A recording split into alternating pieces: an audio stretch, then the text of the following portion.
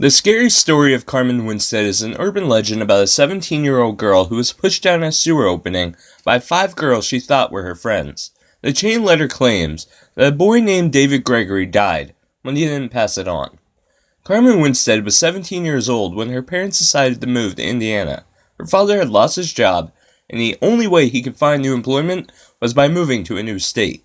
The relocation caused a lot of problems for Carmen.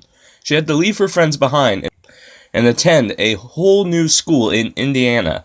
Carmen had a hard time making friends when she changed schools. It was the middle of the school year, and most of the students had no interest in befriending the new girl. Initially, she spent many days alone, walking from class to class without speaking to anyone, but she eventually started hanging around with a group of 5 other girls. Carmen thought these girls were her friends, but it wasn't long before she discovered that they had been talking about her behind her back and spreading vile rumors. When she confronted them, the girls turned on her and began bullying her, every day making her life a misery. They started out calling her names, but then the bullying got much worse. One day, she left her school books in the classroom at break time. When she returned, she found someone had taken a Sharpie and written dirty words all over her books.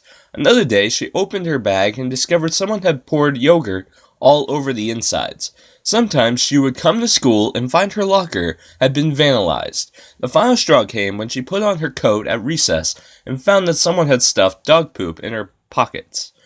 There and then, Carmen decided that she couldn't take the bullying any longer. She planned to stay behind that evening after school and tell her teacher what had been happening. Unfortunately, her decision came too late to save her life.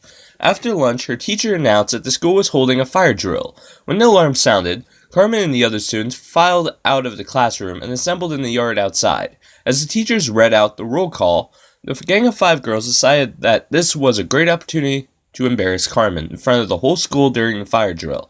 They moved over to where Carmen was standing, near a sewer drain, and began crowding the poor girl, getting in her face and nudging her toward the open manhole. They pushed her and she tripped over and fell headfirst down the manhole. When they saw her falling, the girls started giggling, and when Carmen's name was called out, they shouted, "She's down in the sewer." All of the other students began laughing, but when the teachers looked down the manhole and saw Carmen's body lying at the bottom in the muck and the poop, the laughter abruptly stopped. Her head was twisted around at an odd angle, and her face was covered in blood. Worse still, she wasn't moving. There was nothing any of the teachers could do for her. Carmen was dead. When the police arrived and went down into the sewer, they determined that she had broken her neck. Her face had been torn off when she hit the ladder on the way down, and her neck snapped when she landed on her head on the concrete at the bottom. The police hauled Carmen's body out of the sewer and sent her to the mortuary. Everyone had to stay behind after school while the police questioned all of Carmen's classmates. The 5 girls lied to the police, saying that they had witnessed Carmen's falling down the sewer. The police believed the girls, and Carmen Winstead's death was ruled an accident, and the case was closed. Everyone thought that was the last they would hear of Carmen Winstead, but they were wrong. Months later, Carmen's classmates began receiving strange emails on their MySpaces. The emails were titled, "They Pushed Her," and claimed that Carmen hadn't really fallen down the sewer. She had been pushed. The emails also warned that the guilty people should own up and take responsibility for their crime. If they didn't, there would be horrible consequences.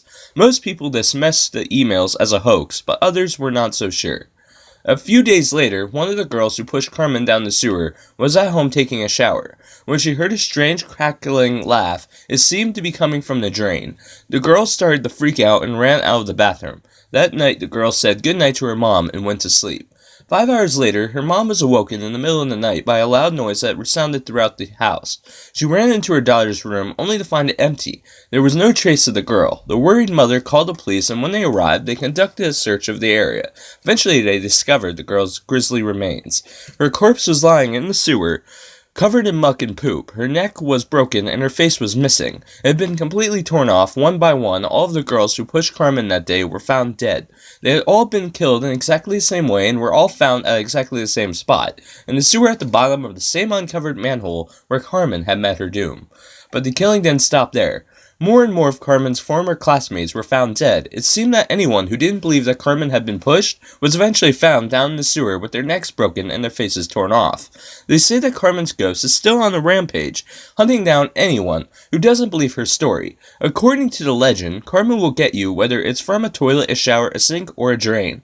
When you go to sleep, you'll wake up in the sewer in complete darkness, paralyzed, unable to move, hearing cackling laughter all around you.